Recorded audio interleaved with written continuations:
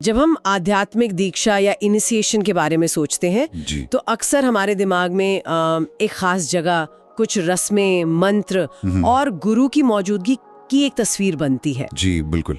लेकिन आज हम जिस अवधारणा पर बात करने वाले हैं जी। वो इस पूरी तस्वीर को एक अलग ही नजरिए से देखती है। जी। हमारे पास जो स्रोत है वे नामदान नाम की एक प्रक्रिया की बात करते हैं जो शायद बाहर उतनी होती ही नहीं जितनी हमारे भीतर होती है। बिल्कुल, ये एक ऐसी पहेली की तरह है जिसका जवाब बाहर खोजने की बजाय अंदर ढूंढना पड़ता है। हाँ, आज की हमारी चर्चा इसी पर है कि ये नामदान क्या है और ये कैसे किसी इंसान की जिंदगी में एक, क्या कहना चाहिए, आध्यात्मिक वेकअप कॉल की तरह काम कर सकता है। आध्यात्मिक वेकअप कॉल। हाँ, स्रोत का दावा है कि हम सब एक तरह के भ्रम में जी रहे हैं और ये प्रक्रिया हमें उससे जगाने का काम करती है। रूहानी यात्रा के लिए इतनी अहम क्यों मानी जाती है? चलिए शुरू करते हैं। तो सबसे पहले और सबसे बुनियादी सवाल पर आते हैं, आखिर ये नामदान है क्या? अगर सीधे सरल शब्दों में कहें तो ये एक सतगुरु या उनके प्रतिनिधि द्वारा एक जिज्ञासु को दिए गए कुछ निर्देश हैं। निर्देश? कैसे निर्देश? ये निर्देश एक खास तरह के ध्यान के अभ्यास के लिए होते हैं जिसे भजन सिमरन कहा जाता है। भजन सिमरन, ये शब्द अक्सर सुनने में आता है, लेकिन इसका असल मकसद क्या है? हमारे स्रोत इस बारे में क्या बताते हैं? देखिए, इसके दो मुख्य उद्देश्य बताए गए हैं। पहला उद्देश्य तो काफी जाना पहचाना है, चंचल मन को स्थिर करना। अच्छा। हम सबने अनुभव किया है कि जब हम किसी चीज पर ध्यान लगाने की कोशिश करते हैं तो मन कैसे 10 अलग अलग दिशाओं में भागता है। हाँ बिल्कुल। का पहला लक्ष्य होता है। इसमें ऐसा क्या खास है जो इसे बाकियों से अलग करता है? यहीं पर शायद इसका दूसरा उद्देश्य आता होगा। आपने बिल्कुल सही पकड़ा, दूसरा उद्देश्य ही इसे एक खास पहचान देता है। और वो क्या है? वो है व्यक्ति की चेतना, जिसे स्रोत में सूरत कहा गया है, उसे शब्द से जोड़ना। अब ये दोनों शब्द, सूरत और शब्द, थोड़े गहरे हैं। हाँ, इन्हें थोड़ा और आसान बनाते हैं। ये सूरत और शब्द का क्या मतलब है? इसे एक एनालॉजी से समझते हैं। मान लीजिए कि हमारी चेतना यानी हमारी सूरत एक बहुत शक्तिशाली रेडियो की तरह है। ठीक है। अभी ये रेडियो दुनिया के हजारों स्टेशंस पर एक साथ ट्यून है। काम, परिवार, चिंता, खुशी, सब कुछ एक साथ बज रहा है, एक शोर की तरह। सही बात है। भजन सिमरन उस रेडियो को बाकी सब शोर से हटाकर उसकी सुई को एक खास फ्रीक्वेंसी पर सेट करने का तरीका है, और वो खास फ्रीक्वेंसी है शब्द। वाह, ये तो बहुत बढ़िया तरीका है समझने का। तो शब्द वो दिव्य फ्रीक्वेंसी या संगीत है जो हमेशा बज रहा है, बस हमारा रेडियो उसे पकड़ नहीं पा रहा क्योंकि बहुत ज्यादा शोर है। ठीक यही बात है। इन दस्तावेजों के मुताबिक ये शब्द ही वो मूल ऊर्जा या सार तत्व है जिससे पूरी सृष्टि बनी है और जो हमारी आत्मा का भी असली रूप है। अच्छा। तो ये प्रक्रिया मन को शांत करने से शुरू होकर चेतना को उसके अपने मूल स्रोत से वापस जोड़ने तक जाती है। ठीक है, तो ये सिर्फ मन को शांत करने की कसरत नहीं है, बल्कि अपनी चेतना को उसके असली घर से जोड़ने जैसा है। बिल्कुल। यहाँ एक बात और कही गई है कि नामदान कोई आम रस्म नहीं है, इसे परमात्मा की बख्शिश या एक बहुत बड़ा तोहफा बताया गया है। हाँ, और इस बात पर बहुत जोर दिया गया है। ये कोई ऐसी चीज नहीं है जिसे कोई अपनी मेहनत या काबिलियत से हासिल कर ले। अच्छा। इसकी व्याख्या एक वरदान के तौर पर की गई है जो कुछ चुनी हुई रूहों को ही मिलता है। कल्पना कीजिए कि दुनिया के अरबों लोगों में से केवल कुछ ही इसके लिए तैयार होते हैं या चुने जाते हैं। लेकिन ये चुने हुए होने का विचार कुछ लोगों को थोड़ा अजीब या इलिटिस्ट भी तो लग सकता है कि कुछ ही लोग क्यों चुने जाते हैं। क्या स्रोत इस बारे में कुछ कहता है कि ये चुनाव किस आधार पर होता है? ये बहुत अच्छा सवाल है। देखिए, स्रोत सीधे तौर पर इसका कोई फॉर्मूला नहीं बताता, लेकिन दो उदाहरणों से इसकी गंभीरता को समझाता है। जैसे? पहला उदाहरण ईसा मसीह के कथन से लिया गया है, मेरी भेड़ें मेरी आवाज सुनती हैं और वे मेरे पीछे पीछे आती हैं। इसका मतलब ये नहीं है कि बाकी भेड़ें बुरी हैं, बल्कि ये कि केवल कुछ ही उस खास पुकार को पहचानने और उस पर प्रतिक्रिया देने के लिए तैयार हैं। मतलब ये तैयारी का मामला है? जी, जिन्हें स्रोत के शब्दों में मोहर छाप लगाई गई है, वे ही उस आंतरिक आवाज को पहचानते हैं।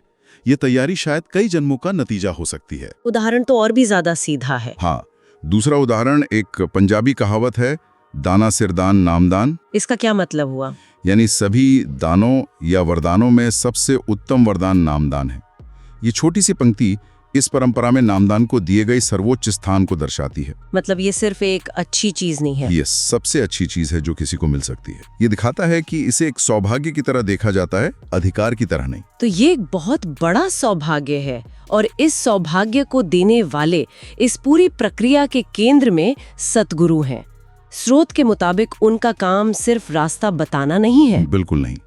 सदगुरु का काम किसी ट्रैवल एजेंट की तरह नहीं है जो आपको ब्रोशर देकर कह दे कि ये रही आपकी मंजिल, अब आप खुद चले जाओ। सही। वो एक अनुभवी गाइड, या यूं कहें कि एक ऐसे शख्स की तरह हैं जो उस रास्ते पर खुद चल कर आया है। उनका पहला काम शिष्य को यह एहसास दिलाना है कि ये दुनिया और इसकी चकाचौंध एक भ्रम है, एक गहरी नींद की तरह, और उसे उस नींद से जगाना है। तो ये थ्योरी और प्रैक्टिकल के बीच का फर्क है। मतलब गुरु ये नहीं कहते कि वहां एक मंजिल है, बल्कि ये कहते हैं कि मैं वहां होकर आया हूं और मैं तुम्हें भी ले जा सकता हूं, ये रहा नक्शा। आपने बहुत अच्छे से समझाया।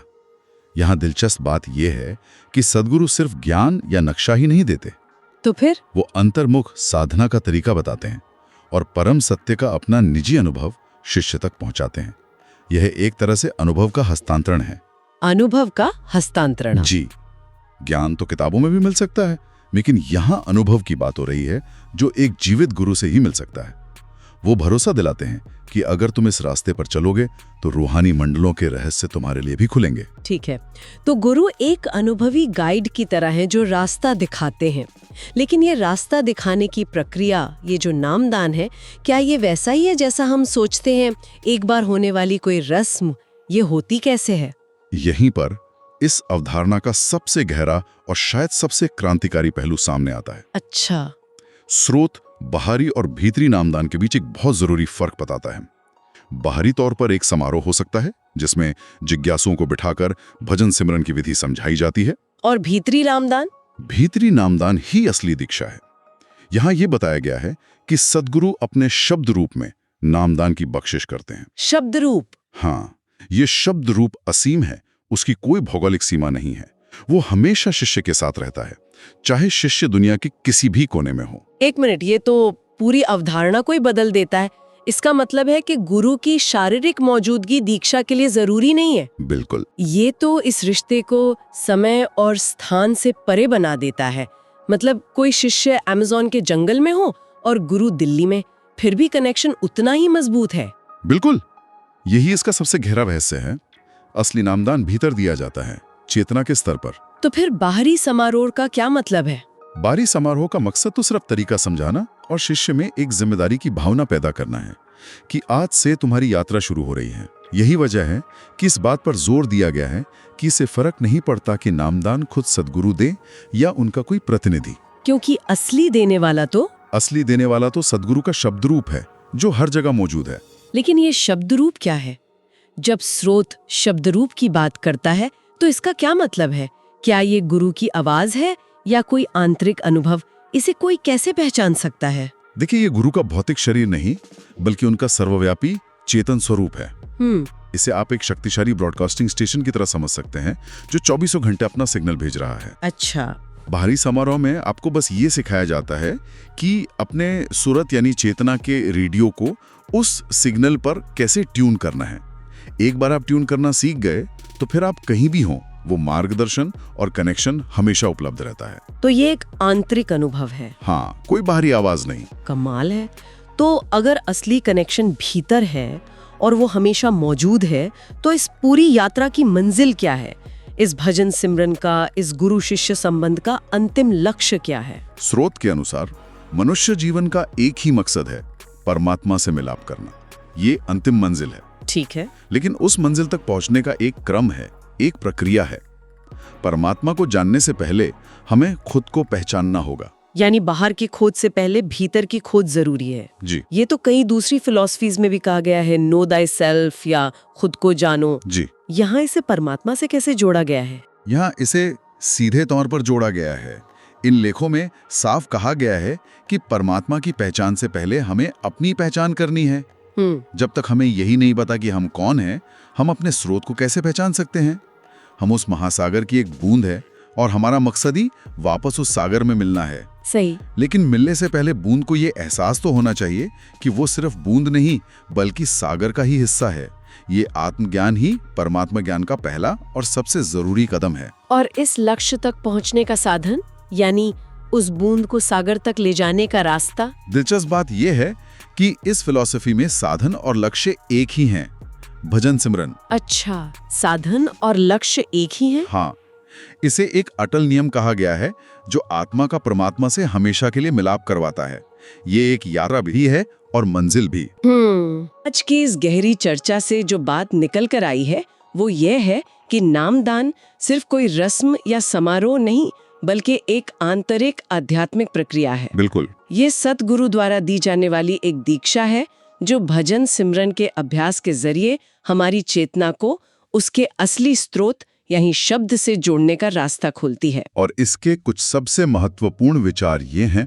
पहला, यह एक दुर्लभ तोहफा है जिसे मेहनत से कमाया नहीं जा सकता। सही। दूसरा, इसमें सद्गुरु का निजी अनुभव केंद्रीय भूमिका निभाता है।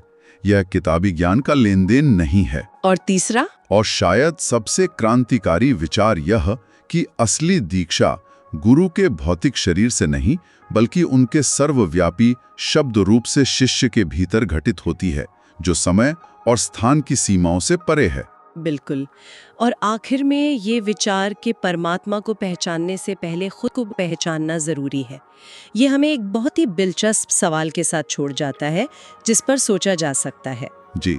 अगर परम सत्य को जानने की कुंजी भीतर की यात्रा है, तो किसी गुरु या औपचारिक मार्ग की तलाश करने से भी पहले एक आम इंसान अपनी रोजमर्रा की जिंदगी में अपने असली स्व को, अपने भीतर के उस शोर के पीछे की खामोशी को समझने की शुरुआत कैसे कर सकता है?